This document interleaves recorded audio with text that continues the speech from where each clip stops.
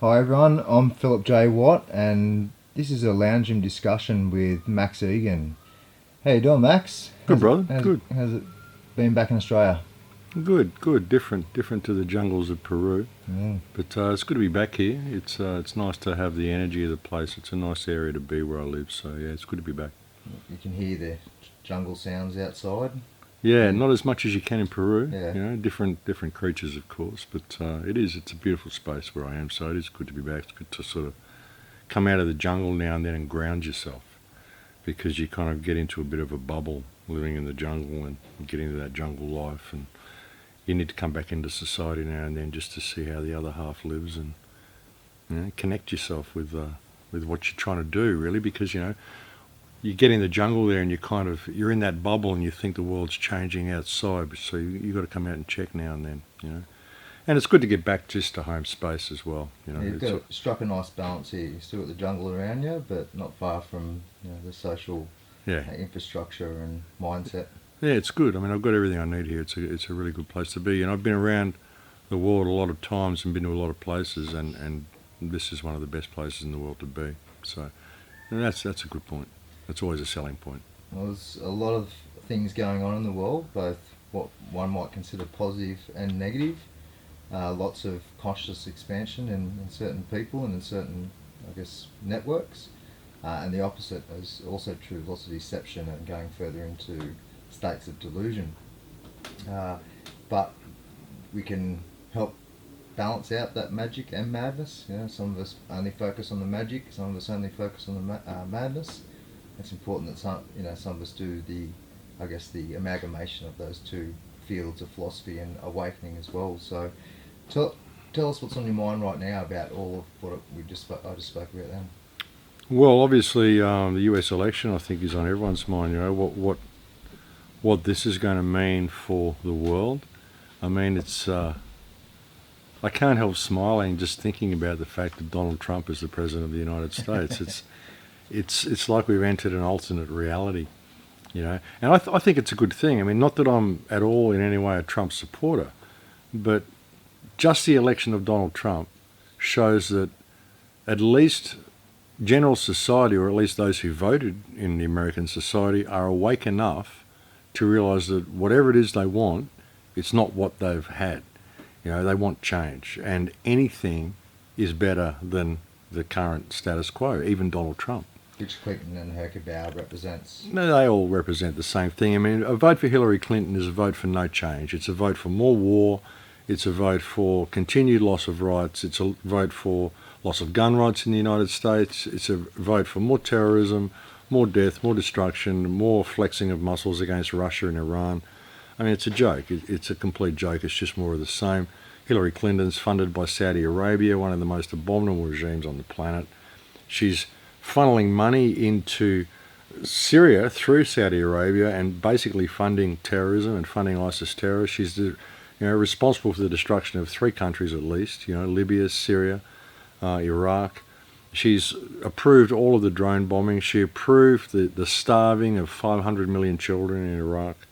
I mean, all of this sort of stuff. This is disgraceful that this woman would even be considered to be running for president. And, on the other side, you've got Donald Trump, who's a complete wild card. And if it wasn't Donald Trump, it had to be someone like him. It had to be someone completely out of left field who is just going to be something completely different to what we've had. And as narcissistic as he is, he might actually be able to create some change. You never know. I mean, there's all sorts of dangers. He's a businessman. He's a player. He seems to be very willing to capitulate to what Israel wants him to do. You don't know. Maybe a lot of that was rhetoric. Maybe he realised, maybe he was smart enough or prudent enough to realise that he had to do that in order to get the vote, in order to get the office. And maybe he will look at things a little bit more sensibly now he's in office. But, the clinches will be to see if he really does launch an investigation into 9/11 and if he continues to fund Israel and support the ethnic cleansing of Palestine. Well, those two things are really important, and they will show whether he's worth anything at all. Absolutely. And that will be revealed very, very quickly. So even those who are looking at him as some kind of a leader, the leader of the movement or whatever, they might be in for a rude shock, but it may, even if that happens, it may provide them with the motivation to realise they have to lead themselves. that there are no leaders. We don't need government at all, you know. But just the fact that they voted for someone so out of left field. I mean, Donald Trump, out of all people. I mean, that hairdo in the White House. I mean, this is amazing. It's like entertainment. It's definitely entertaining. That's what I said on my last show. Like, grab the popcorn, folks, because we're in for a real sideshow with this one. This is anybody's guess. I mean, even if he's a player, I don't think he's going to completely play by their rules. So it's a complete wild card. And all these people out there saying, oh, he's this, he's that. They don't know. We don't know what this guy's going to do. He could do anything. He's capable of anything. And, I mean, admittedly, the President of the United States doesn't hold as much power as people think it holds. Even with Barack Obama's closing speech, he's saying how much trouble he had to go through to get stuff through. And that's the way it is with every president. I mean, they don't hold the reins of power. And, you know, so if Trump thinks it is the top job and he can just go there and make all these sweeping changes, he's in for a rude shock. But I don't even think he knows how to be president. He doesn't even know what he's supposed to do. He's probably the best person for the job. Could be. Could be. You just don't know. You don't know where this is going to go. This is so out of left field that for the first time in a long time, I can't predict the future. So, but I think it's all going to be revealed very, very quickly. Let's see who he gets on his cabinet. It's not looking good to start with. In the first few days, it's really not looking good. But let's just see. Let's just see what happens in the next couple of months. And let's see what happens when he takes a big chair. You know, it's a big effort to undermine him before he even gets to office, which could be because he's such a threat, or it could be to simply portray him as being such a threat, to fool the masses into thinking that he, you know, the rebelling masses into thinking that he is the leader that they've waited for. Give the Truth Network a bone. Feed them a bone and just see. So all the world is a stage, and it's going to be really interesting to see how this unfolds, but it's going to unfold very quickly. Well, we're at a turning point right now. You mentioned a lot of people who look to him as the leader, and most of them wouldn't know anything as in terms of how deep and dark the corruption in the system goes, but they're aware that there is some sort of corruption. But then there are people within the system themselves, the patriots, within, you know, the real constitutionalists, who really believe in America and what the legacy of the American Declaration actually represents. And so I imagine in the military and police and all those sorts of the bureaucracies and the rest of it, there are people who are sick of this globalist special interest system, as Trump puts it. So there is an allegation or a belief that Trump is working with those types of freedom fighters, so to speak. So let's hope so. Let's hope so. But at the end of the day, we really do have an opportunity, because I don't think too many people look to him as a leader who are sort of, aware of these sorts of things.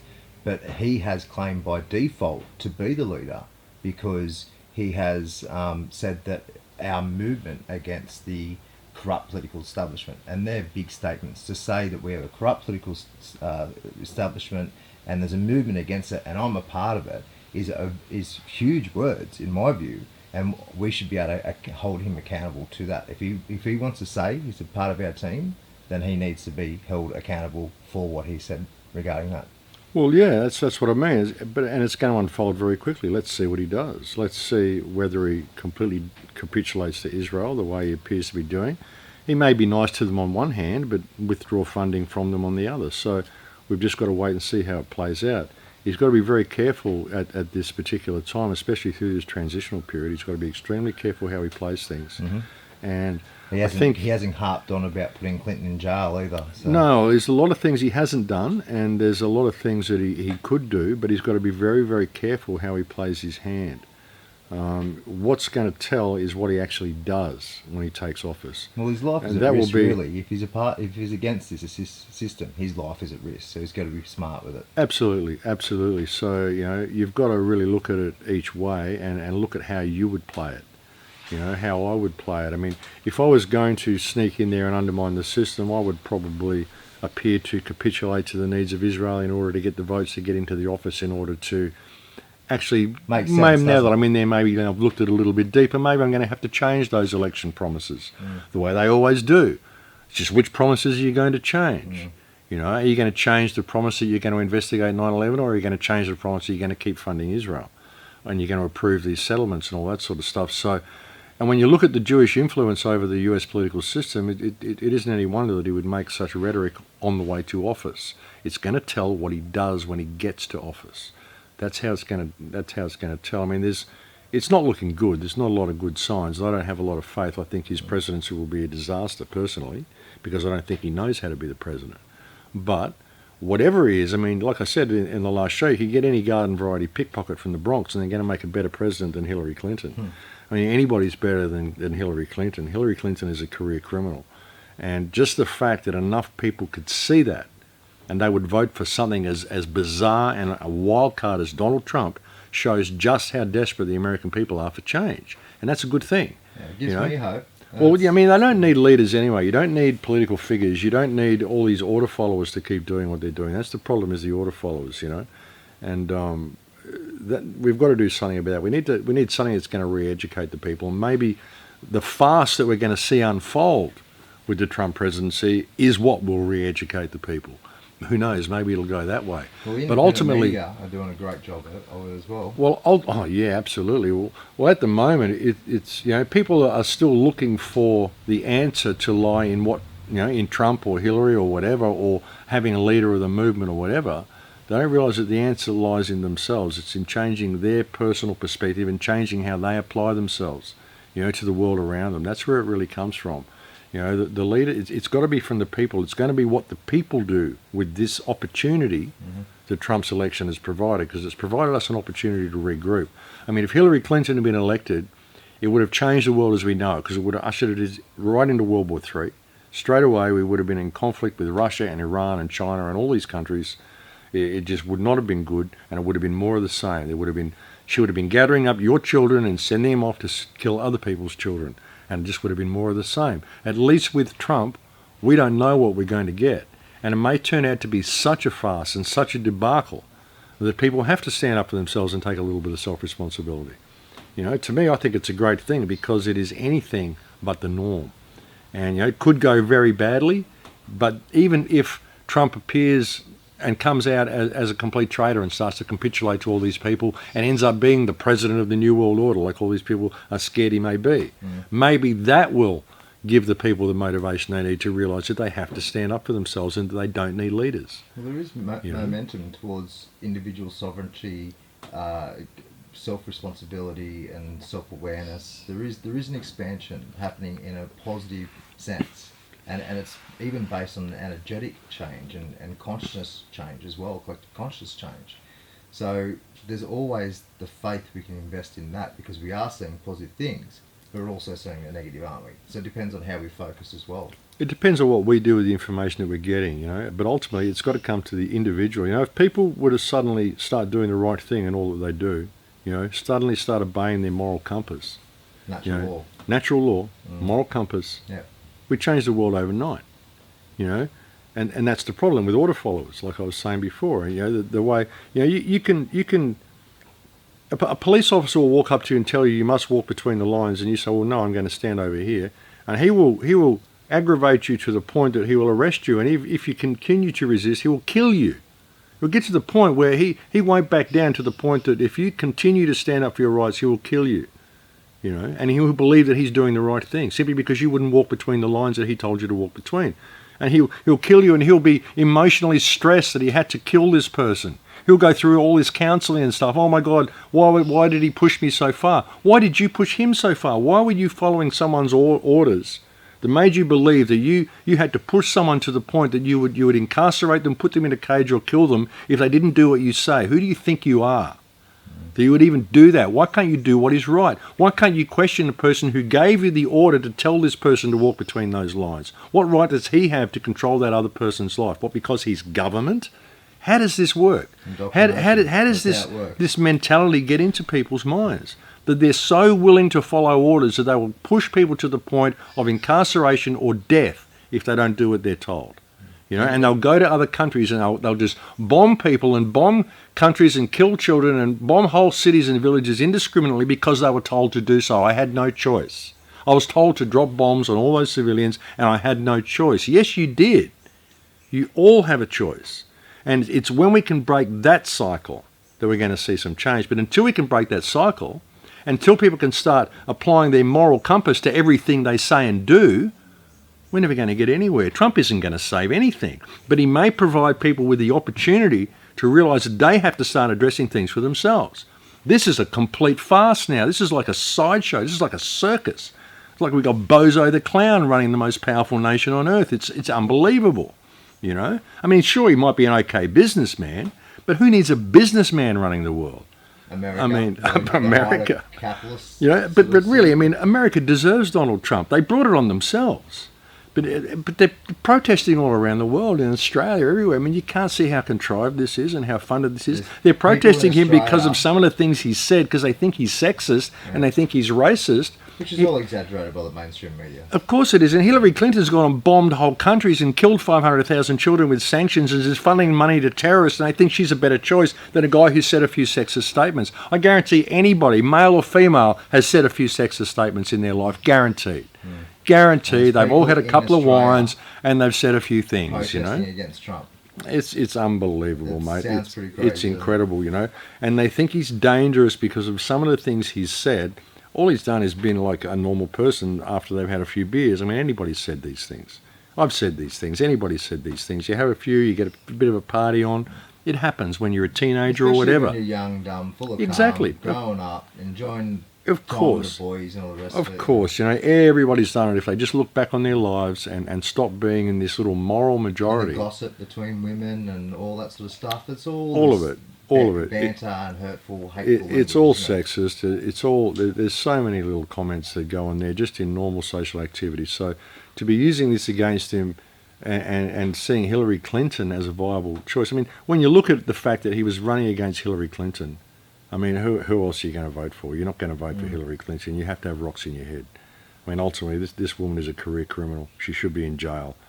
The fact that she's even allowed to run for the presidency it makes a complete mockery of the whole US political system and the US justice system.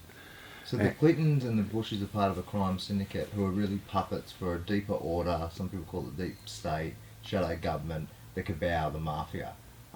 Who are these people? Look, when you really look at it, there's a whole...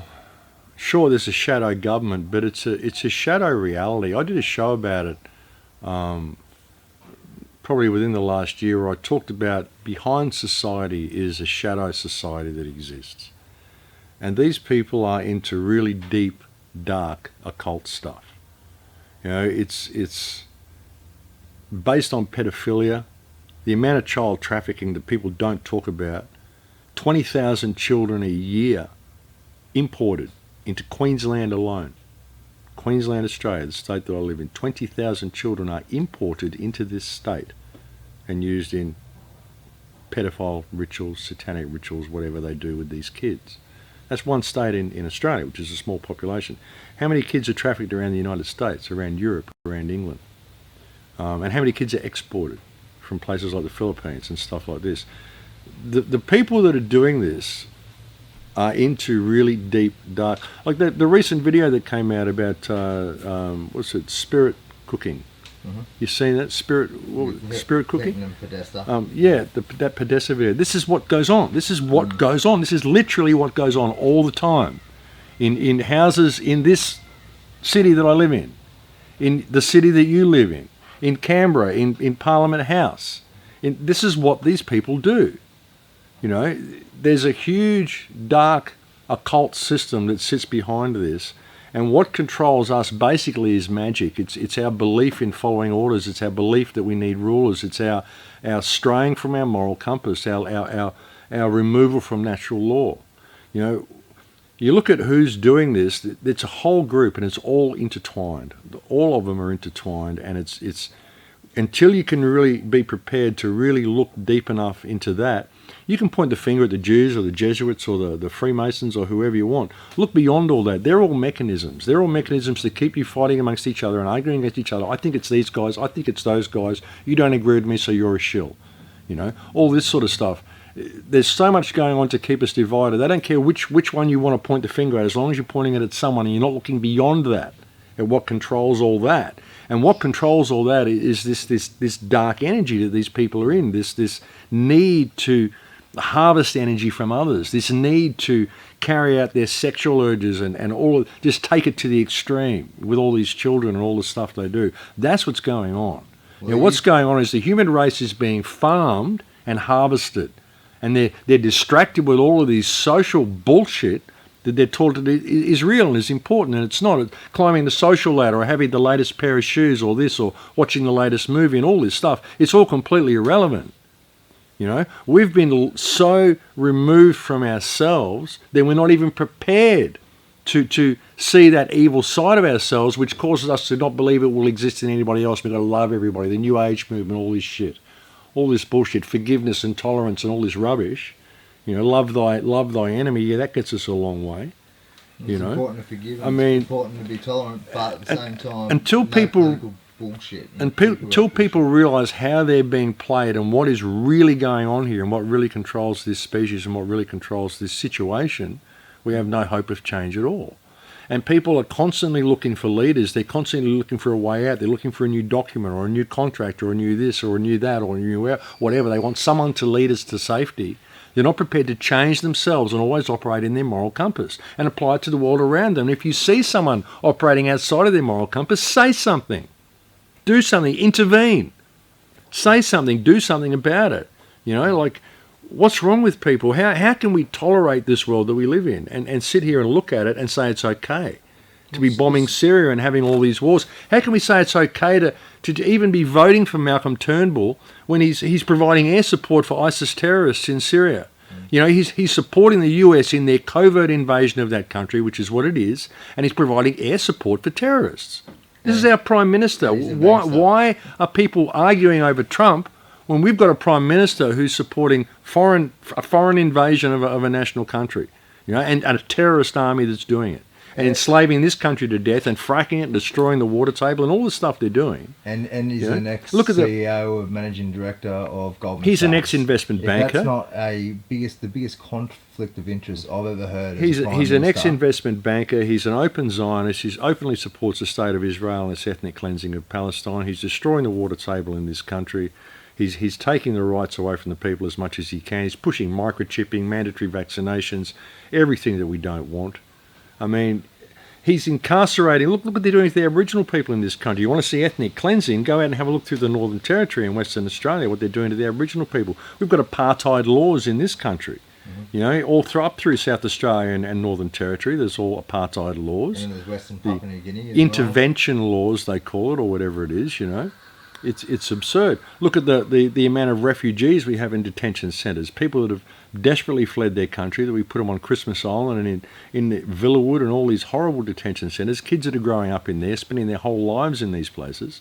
How can we tolerate this and allow our government to be bombing Syria and they're protesting Trump in the street because they think he's sexist? Are these people even sane? Well, it's ignorance. It's engineered ignorance via the mainstream media and the education system which is an indoctrination system. So people just aren't aware. They don't get it. I know they're not aware, but it's got to the point. I mean, I've been doing this on air for 9 years now, and I've spent just about everything I've got. I've done everything I can to try to wake the world up, and people are still so asleep. I mean, there's a lot of consciousness. Sure, a lot of people are realising that something's terribly wrong, but hey, if they haven't realised that by now, I mean, what's wrong with these people? What's wrong with these people? If you can't see what's going on, if there's anybody out there who still believes Muslims carried out 9/11, I mean, I'm sorry, but you're terminally stupid. You've got rocks in your head. I mean, I don't know how anybody could look at the world today and think that what we've done since 9/11 has been in any way beneficial and that we are in any way fighting terrorism. We're not. We're going out and conducting terrorism right around the world. We're destroying country after country after country. Now Europe is being overrun with migrants because we've destroyed all these countries. Gaddafi said that if you take out Libya, Europe will be overrun with migrants within 5 years. That was his prediction, because Libya is the cork in the bottle of Africa. Libya is what everybody used to, all the migrants coming up, all the refugees would come up and they'd stop in Libya. Gaddafi would look after them, they'd give them jobs, they'd work them out, it'd all be good. He contained all of that, and they took that out, and all those terrorists and all the extremists that the US funded in Libya, that was where they cooked up their army. They cooked it up in Libya and in Iraq, and then they pushed them all into Syria to overrun Syria. These are all US funded, Israeli funded, Saudi funded terrorists that are there. It's a covert invasion. Because the US cleansing of Europeans too, isn't it? Well, it is. If you look at the Kalergi plan written in 1928 by Jews in 1928. They said they planned out the genocide of the European people via mass migration. 1928. 1928. And they're doing it through Syria. And most of the refugees, and everyone thinks, oh, these are all refugees coming from the bombing of Syria. A lot of them are coming from Libya and Africa and all through there as well. A lot of them genuine refugees, a lot of them genuine They're coming from everywhere. It's really easy to just come up through Libya, pick up a fake Syrian passport and head straight to Europe. You know, you can walk there. So, you know, it's amazing what they've done. But you talked about the journey that we're going through about, you know, not needing authority, not needing government, and not needing people like a ruling class, so to speak. But we've always had that. This is an ancient journey, isn't it? This is an ancient journey of emancipation which goes well beyond the material realm. It even goes into the emotional, the DNA, even an energetic or a conscious point of view as well. It's like a spiritual war in many ways. So we've been doing it for so bloody long. Do you think we're making headway? in some ways we're making headway. Sure, there's a lot of awakening. There's the fact that people voted for Trump shows we're making headway. Shows that people want change, but they're still not anywhere near awake enough. We are making a little bit of headway. There's been so many things that have been interjected into the movement, if that's what you want to call it, to the conscious awakening, into this whatever it is we're doing. This move to awaken consciousness and shift consciousness. This move to suddenly become aware and what we should be. But there's so many distractions. The New Age movement, all these religions. Religion, I don't do any religion at all. Materialism, we talked about this earlier too. Materialism, the whole social system, the whole concept of climbing the social ladder, the fact that it's all about social standing, it's about economic gain, and that's what wealth is, and that's what life's about, the accumulation of stuff, all these sorts of things. But all the mechanisms that are there to divide us, and all the mechanisms that are there to pacify us, the different movements. You join a movement with a leader, and you get the newsletter waiting to tell you the world has changed, because you send them $1 every month. That's not going to do anything. You've got to change yourself and how you apply yourself to the world. So I'm seeing a lot of people becoming aware that there's something wrong, but they're not becoming aware of what the solution is because they're scared of the solution, because the solution requires self-application. And people aren't prepared to apply themselves. They want a leader. They want to rally behind someone who's going to lead them to safety, so they can just all maintain their little jobs and do what they do. It's the fact that you even believe you need these little jobs and that you believe you need this whole social structure that is the problem. Until you get over that, no one can lead you out of that. You're just going to put a new puppet up there who's going to tell you what to do. Okay, now do things this way. You're all better now. Here, have a few more handouts. It doesn't work that way. People have to change themselves. Hopefully, what's happened in the United States will help them see that. Hopefully this will usher in some new era of understanding.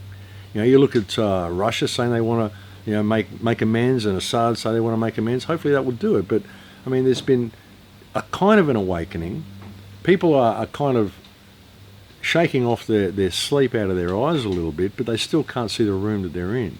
They still don't really know where they are. It's like, what happened? How did I get here? Where am I? It's really hard by the independent media who don't have any type of unification at all either.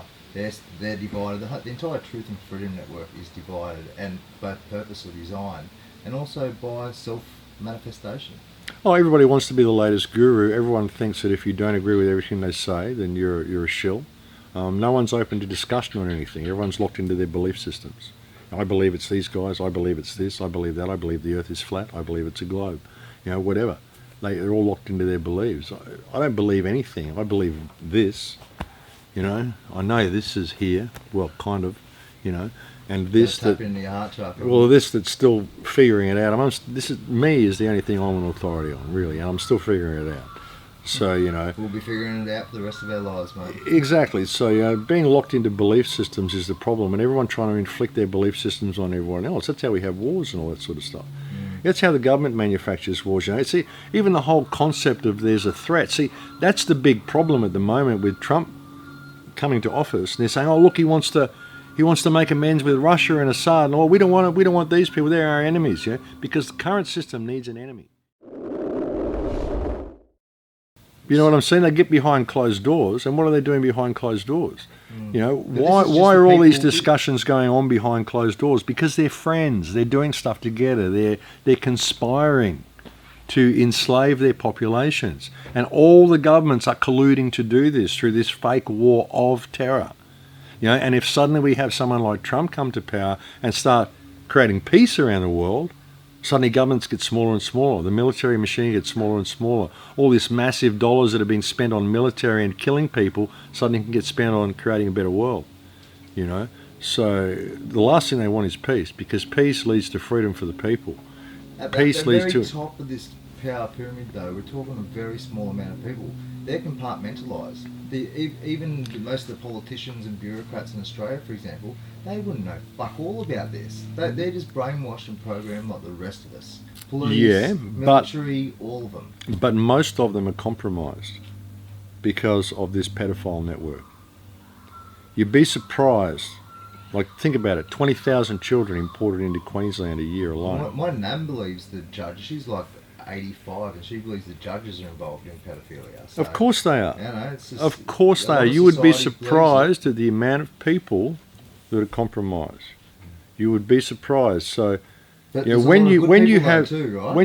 when you have people in power, it may be compartmentalized and nobody really knows what's going on. But when you have all of these people involved in these circles, I mean, call them satanic rings, whatever you want to call them. I mean, I don't really do Satan, I don't do all that sort of stuff, but I mean, what else can you call it? That's just a name for it, evil, you know, whatever it is.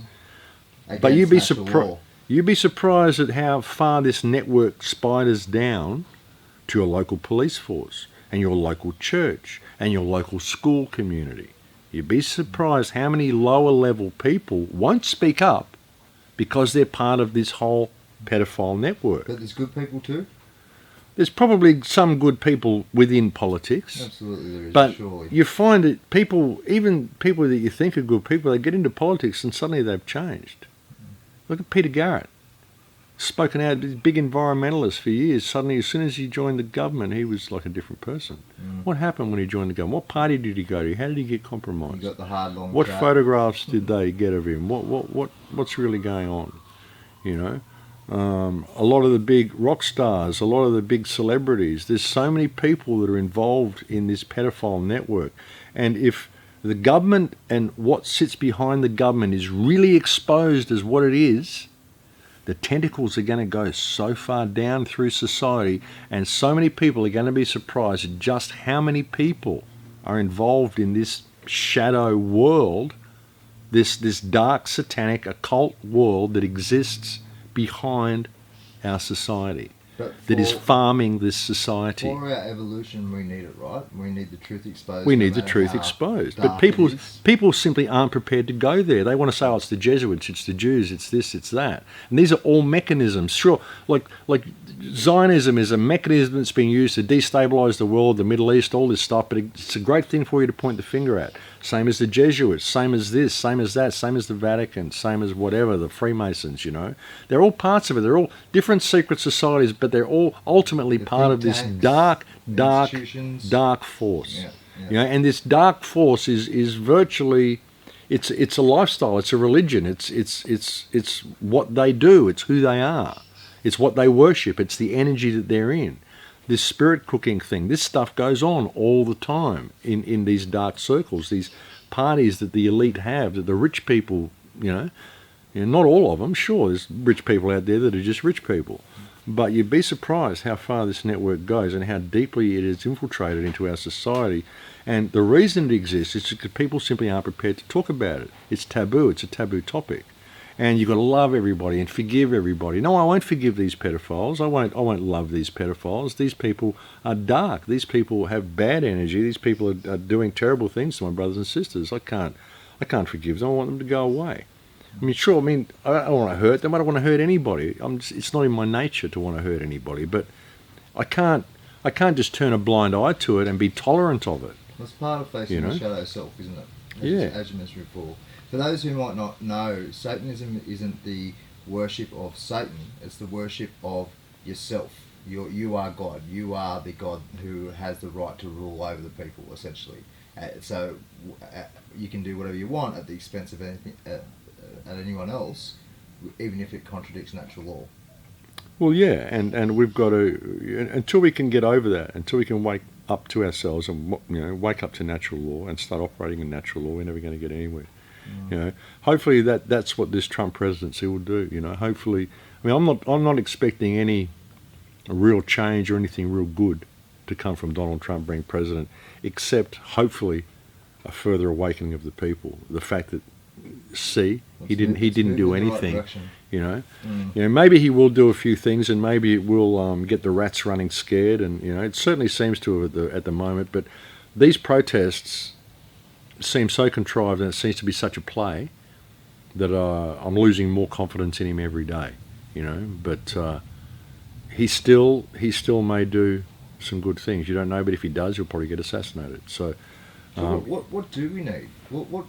Okay, there's a lot of people who are anarcho-capitalists, right, where they want no government and just a free market capitalist society. There's other people who want the abundance-based economy or resource-based economy.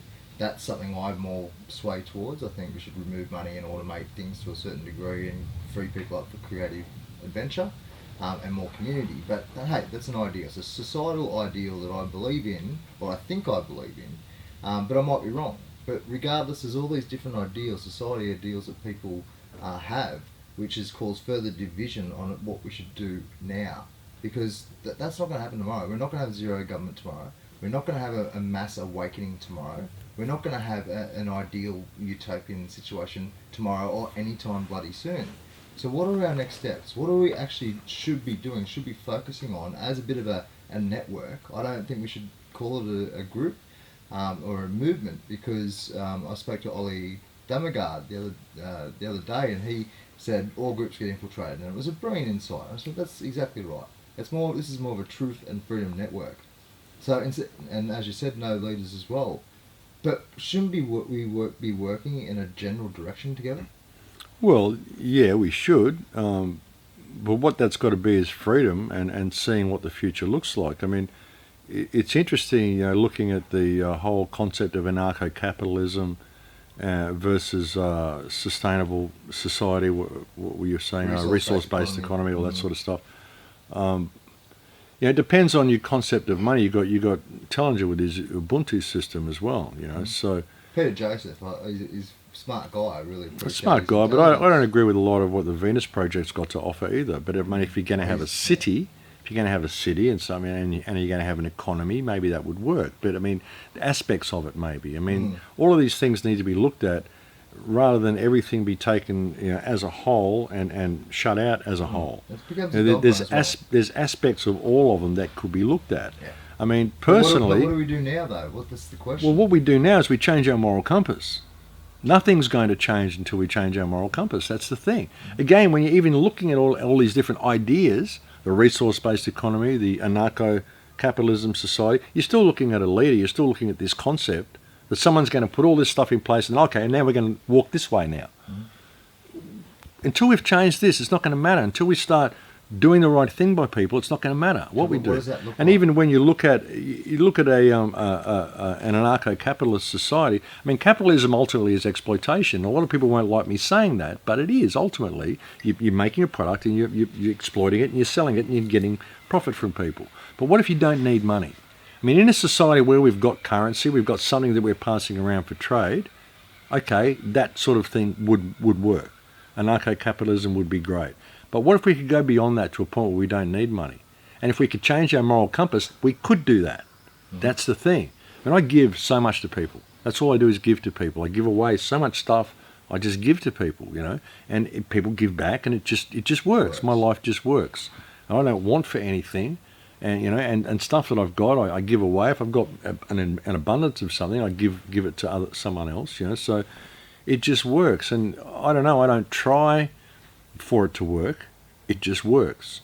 And I think that there's a way of getting beyond money, but no matter what we do, it's people's need for someone to come along and offer them this structured reality that is going to lead them to safety. That is the problem to begin with.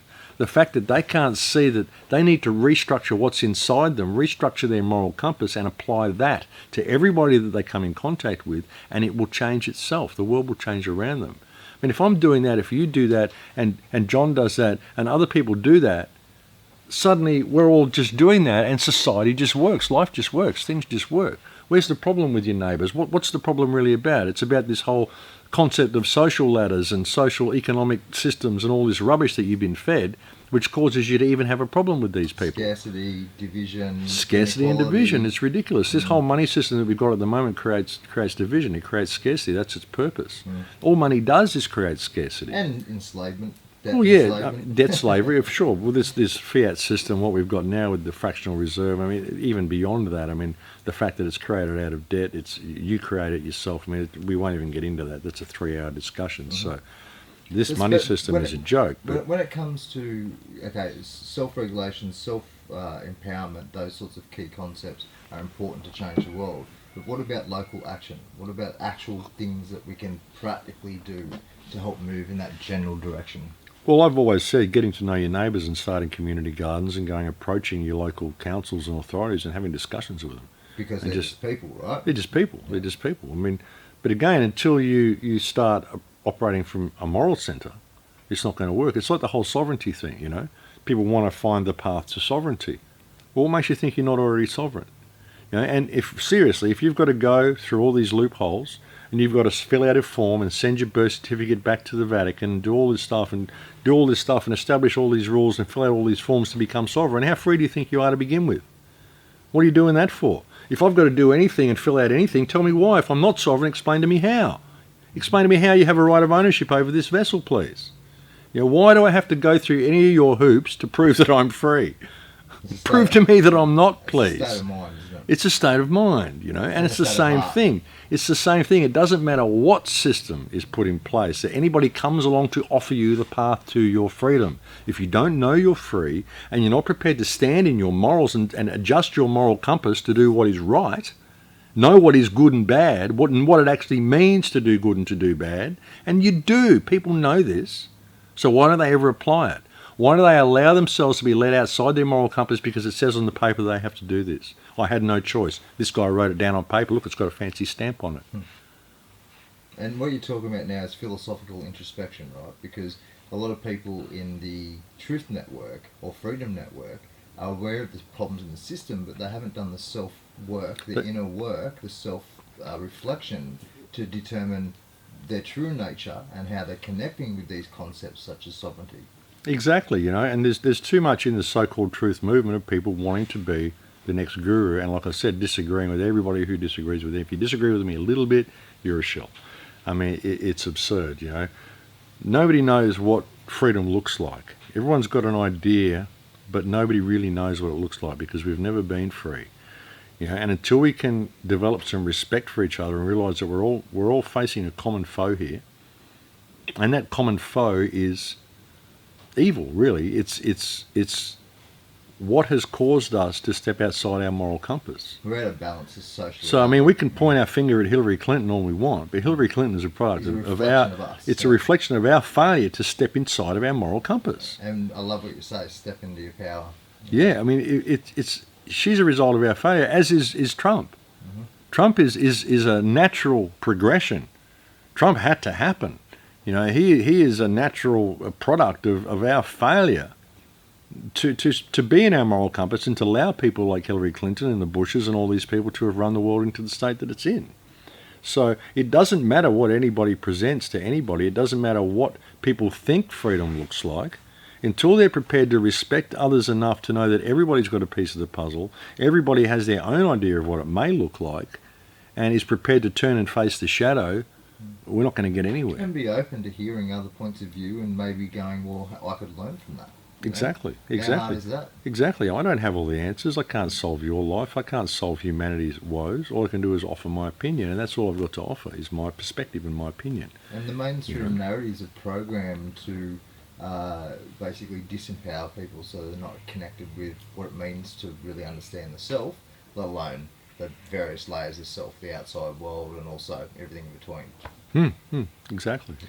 In the background, there's a beautiful picture from Peru that you got there, with a lot of shamanic, excuse me, imagery, um, and it really does reflect what we're talking about here about philosophical introspection and going within to look at the dance of energy that we play with, and we all do it in different ways. We're all interconnecting and manipulating and emitting energy and attracting energy within this electromagnetic sort of life force consciousness grid that we're sort of this reality construct that we're in. And that is some of the magic that exists in our world, and a lot of people don't tap into it. So how about you describe what your experience is from that neo-shamanistic point of view? Well, it confirmed a lot of my understandings of what reality is. The reason this whole shamanistic culture has sort of come to prominence now, and the reason the shaman have come out of the jungle and even brought this medicine to the world, and it is a medicine, it's not a hallucinogen. Ayahuasca? Yeah, ayahuasca and plant medicines, jungle entheogens. Mm-hmm. People think that they're hallucinogenic substances, but they're not. They're not recreational. They're not recreational. You don't say, hey, let's have some ayahuasca and go out on the town. It's not like that, like you do with acid or whatever. Like, it's not like that. It's a deeply moving experience. But the reason they've come out of the jungle and they've brought this medicine to the Western world is because they realise that the Western world is destroying our habitat.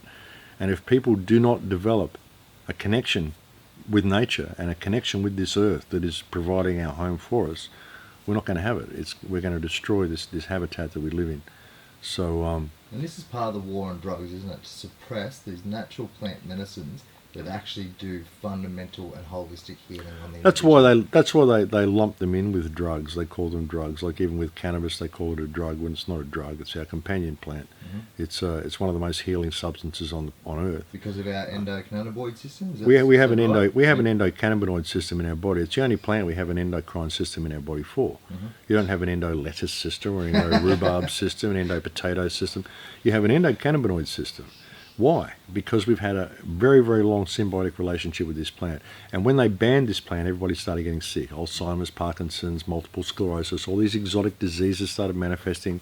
Cancer went through the roof. Because we used to grow a lot of it in Australia, didn't we? Used to grow. Well, that's when Australia was founded. When the settlers came out here, the main crop they grew was cannabis. They grew it in the Hunter Valley. They grew it for all the sails and all the stuff that the British needed for their navy and clothing, everything. That was the main crop that they grew when they got. So interesting, if you really look back at history, you think when you got sentenced in England as a convict, you got sent to Australia to grow weed. Oh no! Please don't send me to paradise. Yeah, hard times. You have to leave the horrible little cold block of England. I mean, it's a beautiful country, but it's horribly cold, and come to paradise in Australia and grow weed for the government. Hey, let's go. I'd steal a loaf of bread for that. Of course, you had to survive the journey on the ship and all that sort of stuff to get out here. It was pretty brutal.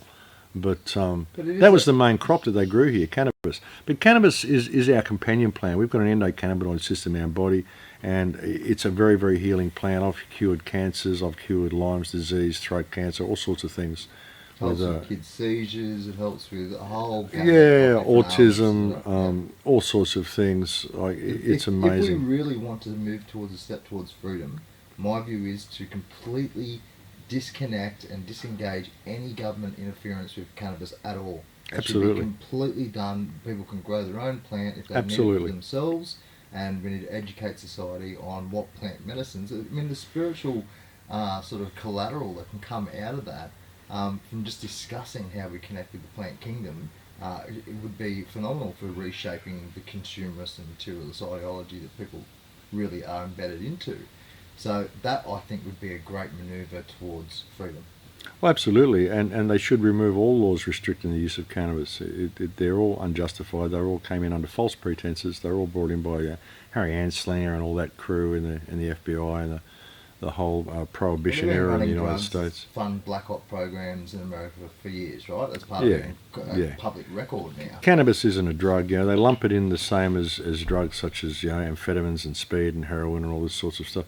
Cannabis oil, which is a concentrated, the oil... Which you don't even get stoned on. Well, you do. You get very stoned on. With the hemp oil, like hash oil, proper black cannabis oil. That is classed as a Class A drug, the same as heroin.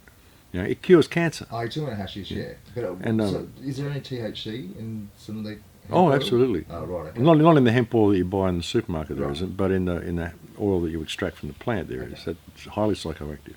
Yeah. But that cures cancer, it cures lymphoma, it cures Lyme's disease.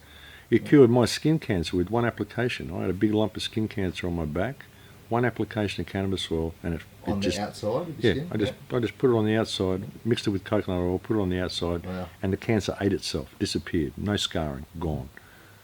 So And it's the war on drugs completely has done this, isn't it? Suppressed all these psychotropics and other, even the synthetics. well, like the war MDMA on or the war whatnot. on drugs is simply to provide income. It's the same as the war on anything. When government provides a war on something, they start a war on something, means they're running it. You know, the government is the one, like in the United States, for example, the government brings all the cocaine in, brings all the heroin in, brings all the drugs into the people, and then it fines the people and busts them and puts them in jail to populate the prison system, gets the Which is revenue from private. fining them. You're all privately run. It's all privately run. It's all done to enslave the people. It's all about revenue collection. Whenever a government has a war on anything, and that's always the American way, we have a war on it.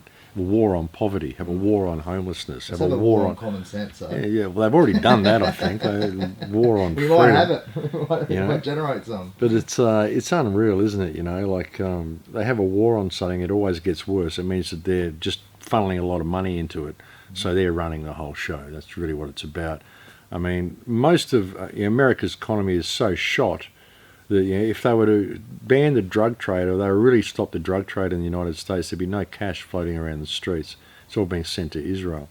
So the whole US economy would completely collapse if they stopped importing heroin into the country. That's why you notice when, like when Iran-Contra happened, they were running it all through cocaine from South America. Then all the Iran-Contra thing happened, which the Bush family was heavily involved in. They moved operations to Afghanistan and started funneling heroin into the country. That's when the heroin got really big. And then, of course, the Taliban moved in and stopped all the heroin trade in Afghanistan. So the coalition went in there to stop the terrible Taliban oppressing the women. And now we've got more opium coming out of the Golden Triangle than ever before. Like 4 or 5 times the amount that was ever coming out is now coming out. Now that it's controlled by America, Which Trump England, has and spoken to, Australia. hasn't he? I think he's mentioned Talking it. about the But heroin coming through. that's all coming out of the Golden Triangle. It's all run by US interests. That's what the US went into Afghanistan for, was to stop the Taliban, because the whole drug trade was floating the US economy. If they stopped the heroin trade into America, there'd be no money on the street. So that's why there's such bad drug problems in America. So, and there was a guy, I think he killed himself recently. Might have been him. He was a activist, a truther. I can't remember his name. It escapes me for the moment, which is terrible. But he was an ex-police officer who uncovered all this, that there was huge drug trafficking going on in, I think it was LA or New York. And he became a truth activist, and it was all being funneled in through Afghanistan. That's what the whole war in Afghanistan was about, was keeping the heroin trade going. So that's why they went in there so quickly. But the societal detriments to the war on drugs is not just the prison population, the addiction, the fact that they're controlling the money and earning the money, and criminalising such a huge industry. I think it's like one of the top 5 industries in the world. But it's also the societal damage on how impure substances are flooding the market. People are uneducated what benefits there are to actual altered states of perception, and just the harm. There's just so much suffering because it's just made taboo and sent underground. So taking a harm minimisation approach, such as I have in certain countries in Europe and elsewhere, and also undertaking an education process to, instead of just, here society, have some alcohol to fuel the aggression that you've built up during the week of working a job that you hate, release it on the weekend, lose your mind, forget about all your problems and go and repeat. That's what we've got. And tobacco, and obviously sugar, a massive drug that is impacting a lot of people, especially their physical health. So we need to take a harm minimisation approach to drugs in the first step, and society really should get behind that if they did their proper research. Well, they should, and again, it's people adjusting their moral compass. That's what's going to do that, and you're not going to do that until you've got some sort of an honest political system, because that's who puts all these laws and stuff in place. But again, even when people are being handed down these laws, they need to vet them. They need to ask who's vetting them. Hang on, why are you making me do this when this is making me step outside my moral compass? You know, so, I mean, we could change all this right away. Again, we could. All of it. If people who worked within these industries started doing the right thing and started questioning the authority that is telling them to do the wrong thing. I've got faith they will. Maybe they'll be called upon one day to make the choice between freedom or control, or freedom and enslavement. But it's interesting. Like, you see those tests they did where they remember that dummy test they did where they had the guy pretending to give electric shocks to someone. Yeah. And he's told to give this guy a and to give this guy a near lethal dose. He did it because he was told to. And it's like, why really? Like, but he did it anyway. You know, there's a lot of self-healing. That's the thing. That's the thing, is people's willingness to do that, to give that lethal dose because they were told to do it. You know, so no matter what we do, again, can't we program the sheep to actually do the right thing? Well, it's educating them in the right manner, and with the education system that we've got, which is trained to instill an unquestioning respect for authority into people. You categorise people, put them in groups, you know, so you've got all the people of the same age, all competing with each other, being over. I mean, that's no way to educate people. The whole classroom concept and the grading of students. This all straight away. This is peer group pressure and respect for authority, and you're an A class person or a B class person or a C class person or a D class person, you know. And you know, if you question authority, you're made to step in the corner of the room and put on a dunce hat, and everyone points at you and laughs at you. Drugs, so you get zombified. Exactly. So it's changing that, because that's where it begins. You know, and it even begins before then, because the parents that are raising the children have already been through all that. So they're onto the kids straight away before they even join school.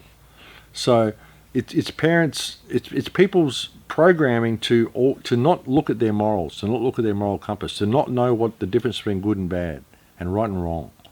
You know, until you can get people out of that mindset and get people to understand the basic concept of good and bad and right and wrong, then it doesn't matter what you do.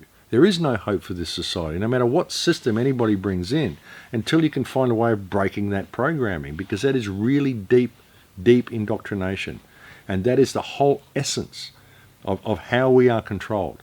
It's our tolerance of evil, our tolerance of bad existing, our unwillingness to do anything about it because we're told not to.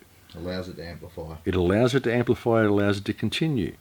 And it's this whole religious mentality that people have with the New Age movement and all this airy-fairy stuff that we're told of tolerance and rah-rah-rah. It's all duality, rah-rah-rah. You know, all this stuff. People's unwillingness to face the truth and face the facts of what's actually going on around them, and their willingness to look away when they see evil happening in front of them, and they see a crime being perpetrated against another living being in front of them, and they believe that crime is okay and it should be tolerated because the person committing the crime is in uniform. So to do the reprogramming, or to do the self-healing, what does that mean? Going back to the shamanism, which is about healing and about real introspection and connection. How do we self-heal? Well, knowing yourself, knowing who and what you are, and knowing that everybody else is that as well. You know, I've tried to go through this in so many ways on the shows when I've talked about, you know, your uniqueness and how no one can see the world from your perspective, and that there's only one consciousness, there's only one of us here. Your consciousness doesn't exist out in your body, it exists in the field.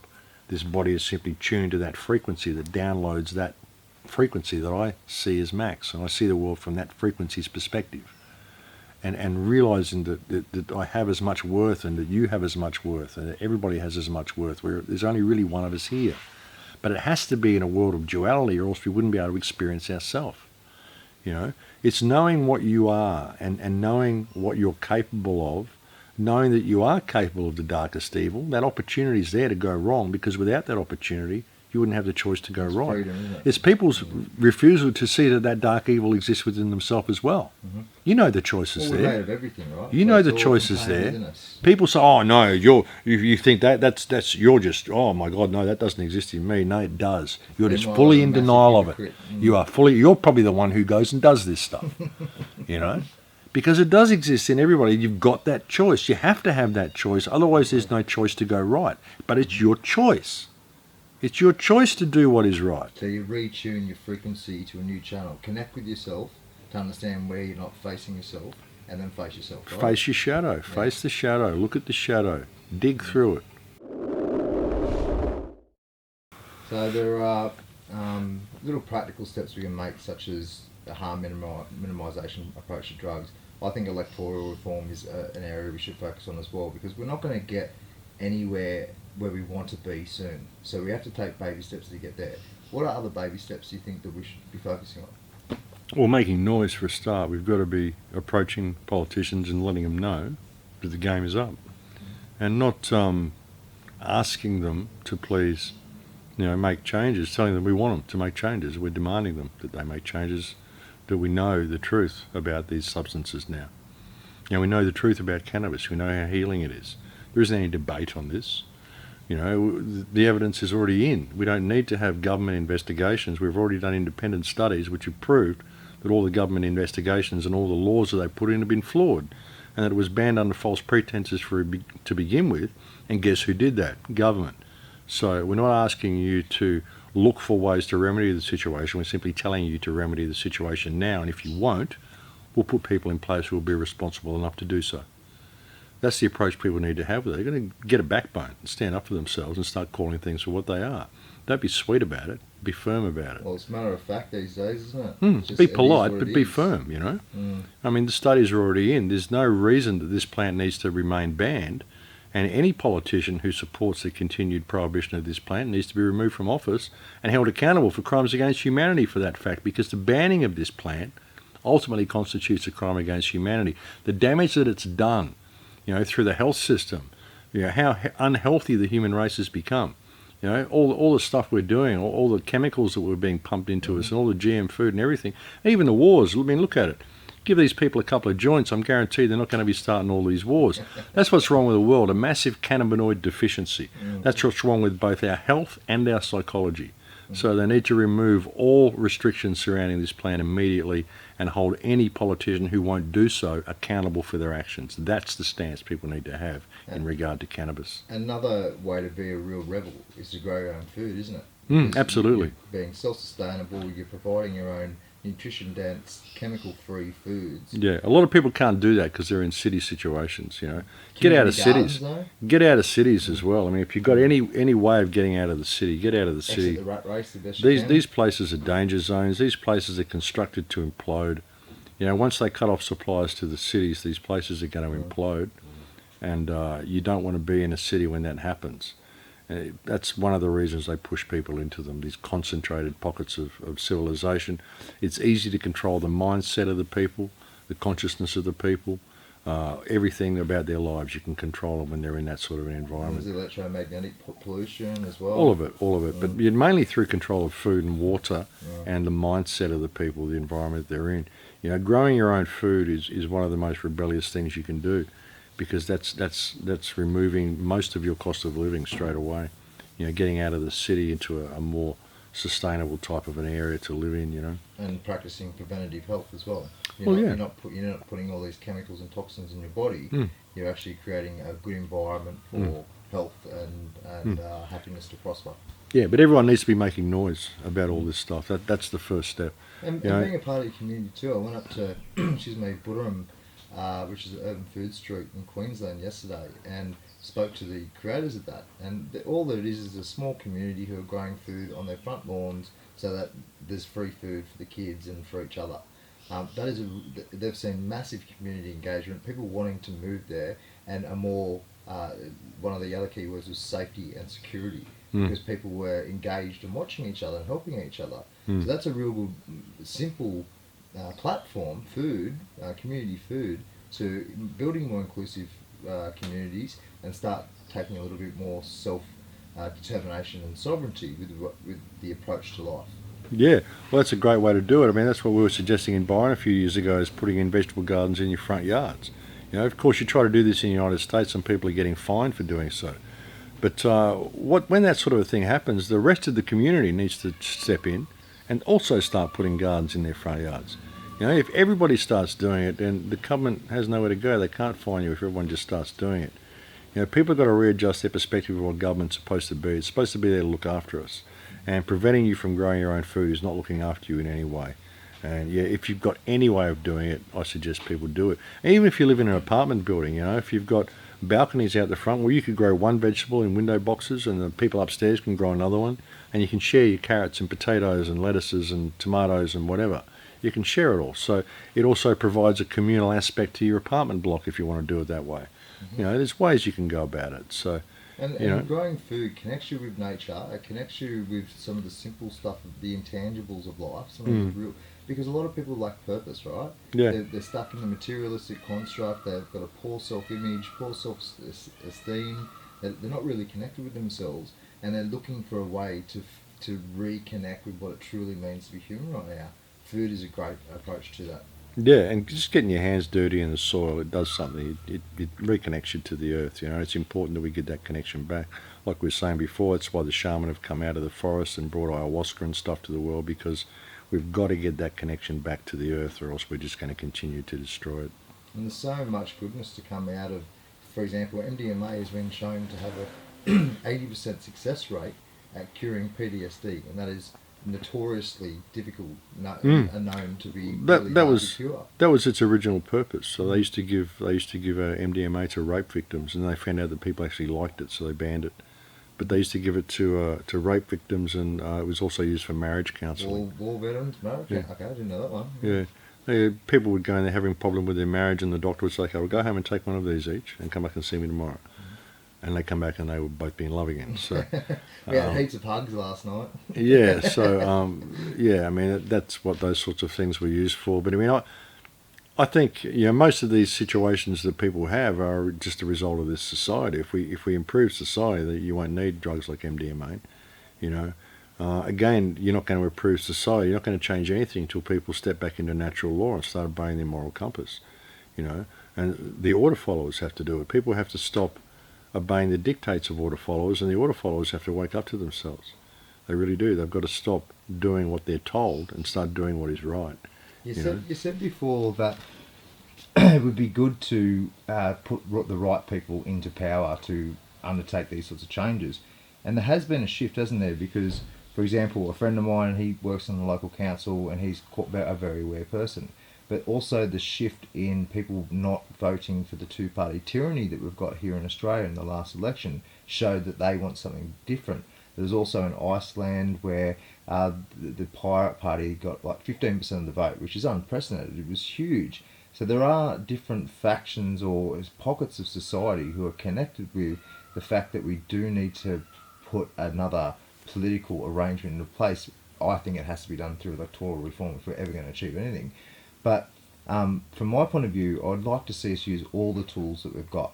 As I said, things aren't going to change tomorrow. So if there are people trying to get into some sort of political influence who want to implement the changes that we need, I think that's a good thing. Well, yeah, because there's got to be a transitional period. I mean, ultimately, what we want is anarchy. What we want is self-governance. Which means no rulers, right? Anarchy means self-governance. It means no government. It means self-governance. But we need a highly educated society to do that. So we're not ready for that, right? We're not ready for it. I mean, people simply aren't ready for self-governance. I mean, some people are, but generally most people are not. So no matter how much you would like to go straight into a self-governance society, you've got to be realistic and realise that's not going to happen. There's got to be a transitional period. And in that transitional period, that is going to entail voting people who have an anarchist concept into the government system that we have now, so they can begin reducing the size of government, because there's a lot of people in our society that believe it's real, that believe this whole, what you write down on paper is real. They believe this whole thing. They're programmed to do it. It's going to take at least a generation, maybe two. I would say more. Two, yeah, well, at least one, maybe two, maybe three generations to re-educate people back to a point where they're even capable of self-governance. Where were we? So we were just discussing before it cut out the re-education of society, and including those people as bureaucrats, the journalists, the teachers, the doctors. There's a whole gamut of people who work within the system who need this re-education too. Well, they do, and that's the thing. But you know, we've got to, you know, we can't just go straight to anarchy. We've got to have some sort of a transitional period. So, you need to vote people in. The problem is, like I said, with you've got 4 years, so there's every opportunity for infiltrators to get back in there and to lead us back in the wrong direction. That's the problem with voting people, good people in, unless they make real changes very quickly and bring new blood into the political system of awake and aware people who are prepared to continue to reduce the size of government. Within 4 years, you're going to have the same crew back in there. That's the problem.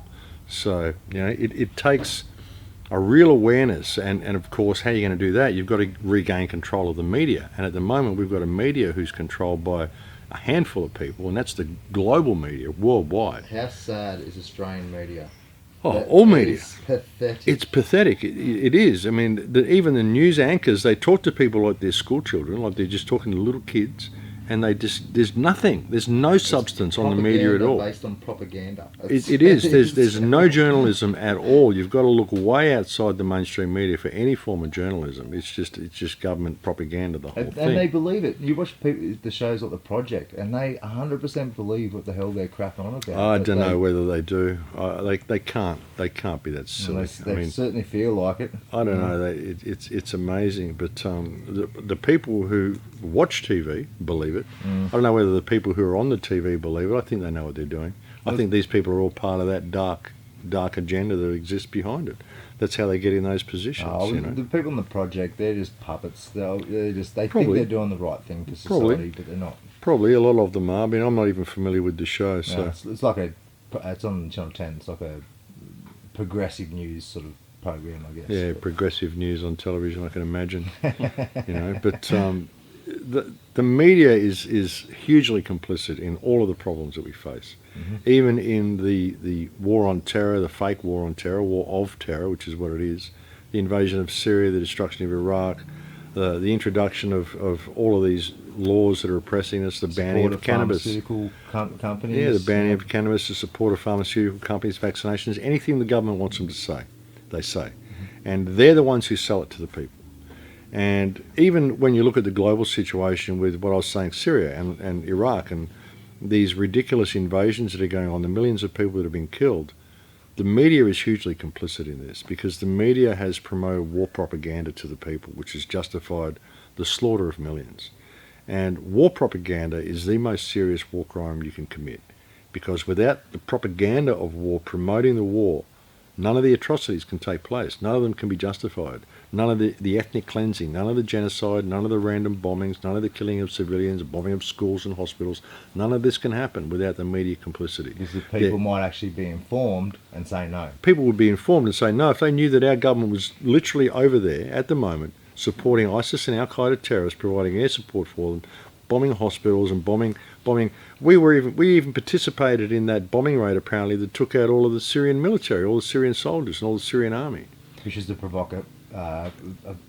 provoking Syria and Russia into war. Exactly. I mean, we did that. Australian government did that.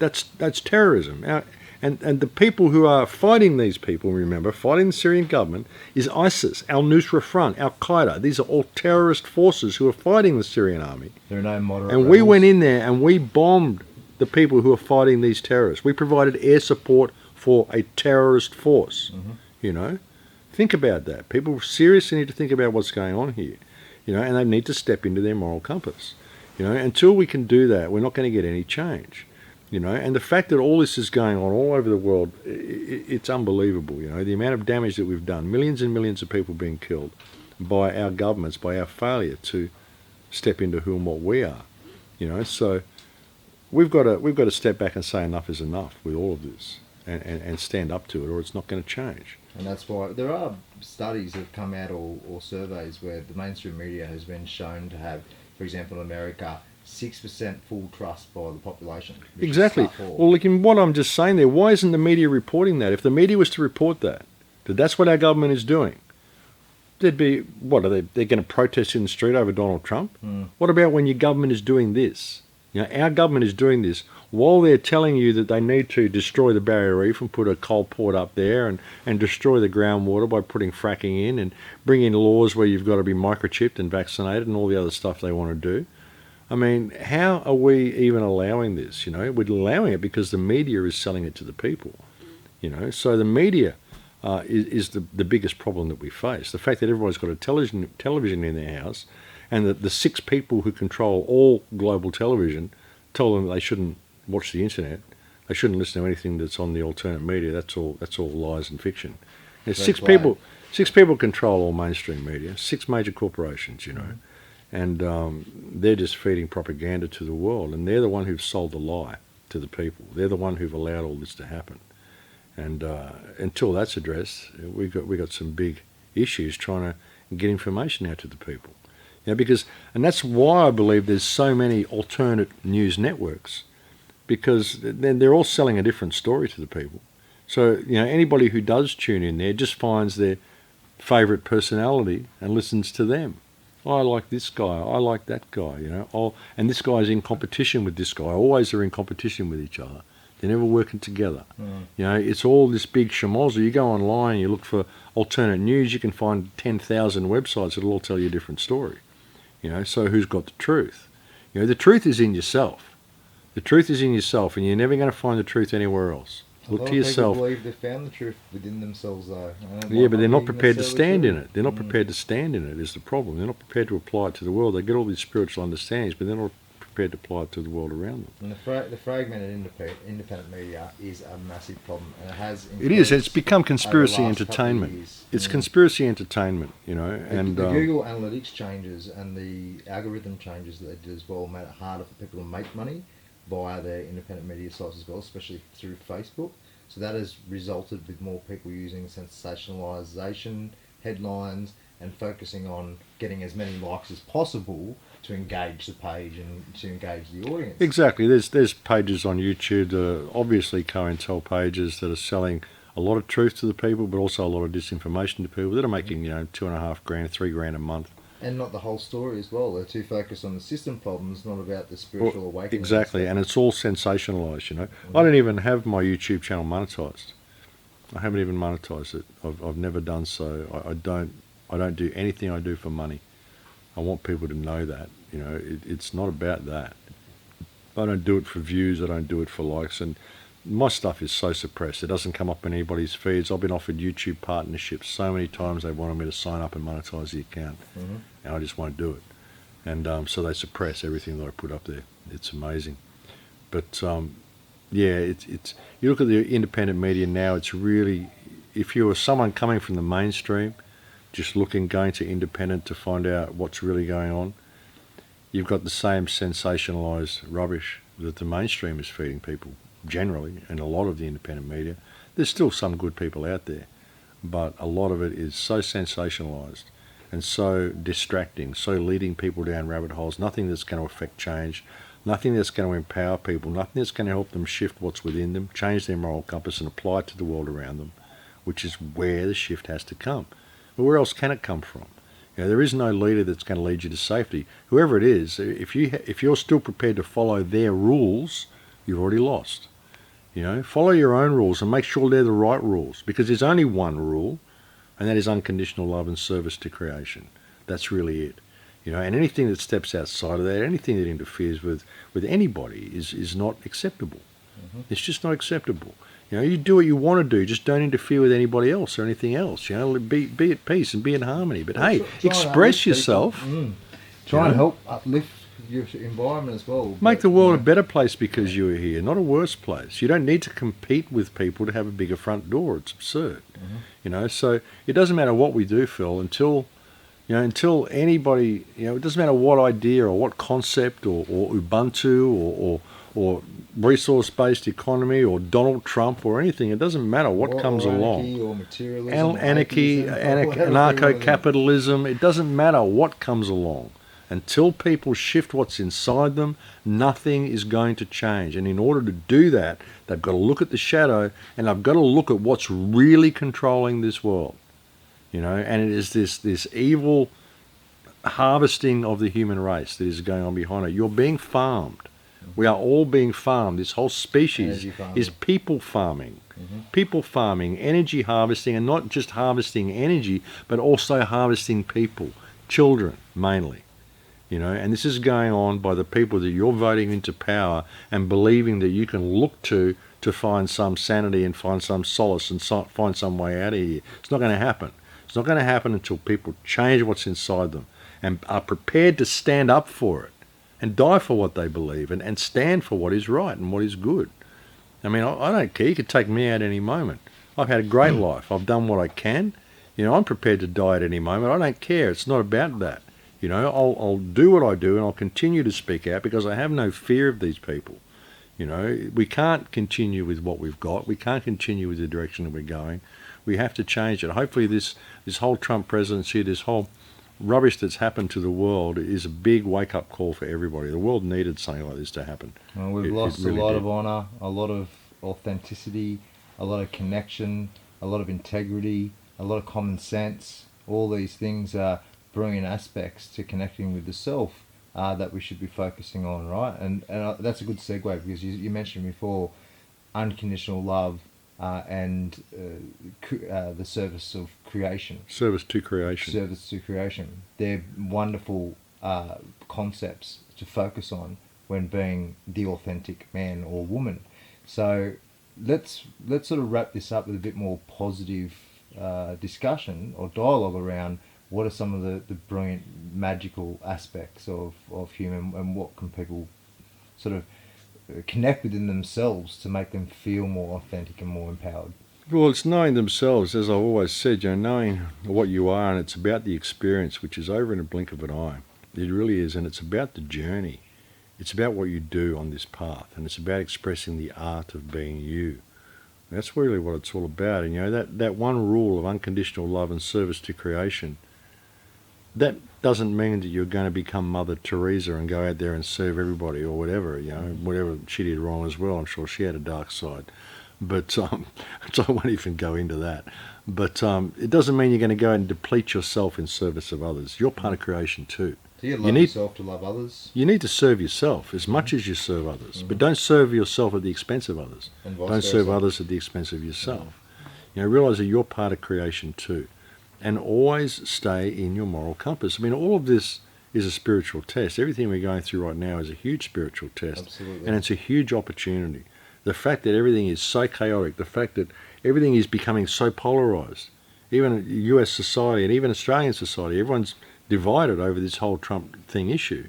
You got this camp and this camp. Maybe that's good in a way because it's sorting out the wheat from the chaff, and maybe it will cause people to see what a theatre show it is, what a puppet show it is, what absolute theatrics this really is. You know, it's all about this whole divide and rule concept. They don't care which side you're on, as long as you're on a side. Mm-hmm. You know, get on a side and fight with the other side. You know, don't. Mainstream media reporting of the WikiLeaks and Clinton scandals and the Foundation, all the rest of it. You'd have to be your head must be deep in the sand not to realise the farcity of that entire spectacle. Right? Exactly. It's all set up, and you look even when you look at Assange and WikiLeaks. I mean, I got mentioned WikiLeaks. Someone mentioned WikiLeaks to me in an interview the other day, and I nearly said something, but I didn't. I just bit my tongue. But he doesn't mention Israel. He doesn't mention a lot of stuff. Mm. He doesn't tell us anything we didn't already know. Trump he just basically confirms it. He doesn't mention a lot of stuff. Do you think that's a really when you look at how do you undermine a government? If you're controlling a government, and let's say I'm an external force, and you're the government. You're the government of the United States, and you're controlling the people of the United States, and we're getting a good kickback from that. Suddenly the people of the United States aren't doing what we want. We're not getting a good kickback. What do we do? How do we under the bus? What do we do? What do we address you? How do we address you? We start stirring up tension in the United States so that they overthrow you. Mm-hmm. And then we put a new puppet in place who they think they voted for. So you've got to look at how this is done. Okay, if you really want to get rid of the government of the United States, you want to replace it with a puppet that you want, you have to get the people of the United States so agitated that they will get rid of their government for you. That's how you do it. That's how you go in and undermine a government and undermine a country. You know, if you really want to undermine a country, educate their children. That's how you do it. Okay?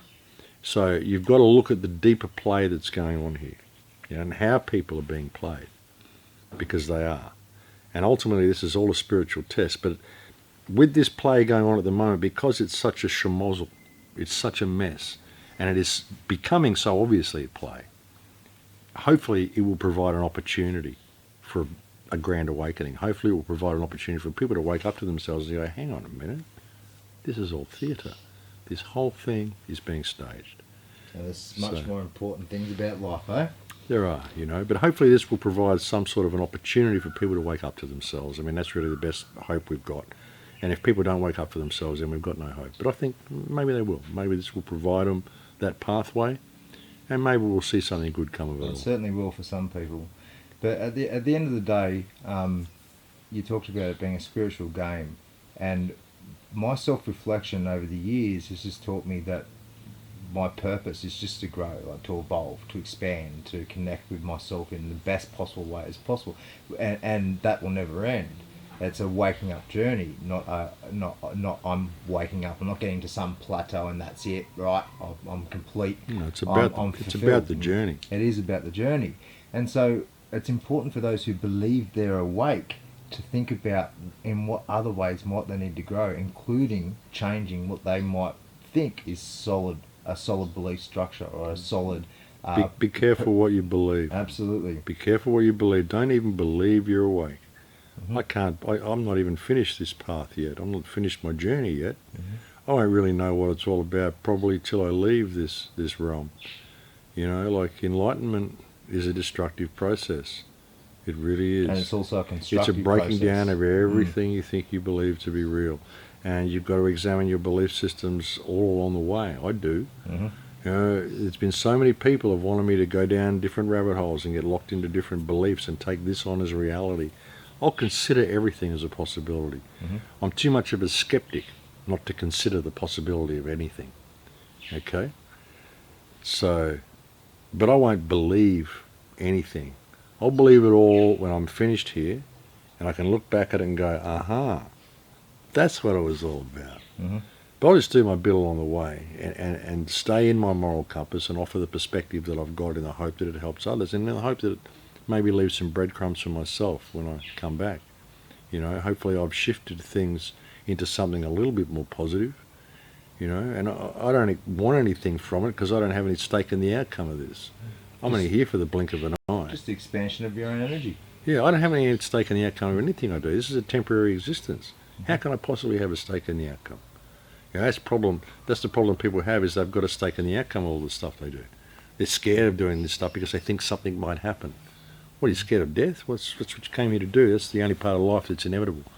I'm not scared of that bit. That's coming. I can guarantee it. It's coming for you too. It's coming for everyone. Mm-hmm. So don't worry about that. But yeah, I think it's an interesting experience, and I think it's about what you do with it, and it's about the journey. And don't ever believe that you've found the answer. You've found enlightenment. Well, oh my it's a God, lot. now I'm there. Yeah. It's quite common within the so-called awakened As soon as you do that, wow, I've got it, I'm enlightenment. Oh, wow, I'm so cool. The ego comes straight back in, You're just so the false far. ego. You're so far from reality, The ego is always going to be there. We're a human snapshot of infinite consciousness. But it's about the path. It's about the journey. So, and hey, this has provided a real little sidestep in the path here now. A little different way we could go if we take the opportunity, if we seize it. It isn't about what Trump does, it's about what the people do from this point. And I think if we do consider or stay open to that growth, whatever that may be for each individual, then it makes the concept literally implies that we're equal, because we're all imperfectly perfect on our own part of the journey. We're on our own stage of awakening, so to speak, and that means that no one is better or worse than anyone else. We're all just at a different stage of our journey, and therefore we can finally get along. Exactly. Everyone's in a different stone on the path. Mm-hmm. It's all good. That's the way it works. As long as we're sort of moving in the same general direction, that's a pretty good thing, right? No, I think this is a good time. I think this is a real opportunity, and I hope people seize the opportunity with both hands. Well, I really do. I talk to people in the street, strangers, people I know, family, friends, whatever, and I'll just drop these sort of truth bombs as matter of fact now. It's not even a debate. There are the banking system's a scam, education and indoctrination, pharmaceutical monopolies create customers, not cures. The entire economic growth model is an absolute unsustainable joke. The detrimental impacts on our natural systems, the entire politico-financial complex and the corporatocracy that we have today, which controls macro policy decisions. This is all matter of fact. It's clear as day. The evidence is there. I'm not going to even bother trying to prove it to anybody. I just say it. That's my statement. I'm not even going to bother having an argument with you about it. And people are responding amazingly. Yeah. I'm surprised at how many people get it. That's the thing. People think, oh, yeah, we got to do something. The system's broken. No, it's not. That's the point. The system's doing exactly what it's designed to do. It's not broken at all. What's happening is you're just waking up to the fact that you've been scammed. And that's a beautiful thing. Well, look, I've got a lot of hope and faith. I hope it's not misguided and wishful thinking, but hey, we play a co-creative part in this process, and if we can all, who sort of get this, have a bit more of a hopeful, positive, optimistic approach to it, maybe we'll make this process more efficient and effective as well. For sure. Absolutely. Well, an absolute pleasure, Max. Anything else you'd like to add? No, it's pretty good. I'm pretty happy. It was a good discussion. Interesting stuff. I'll be interested to see the video. Thanks for putting up with the rants, folks.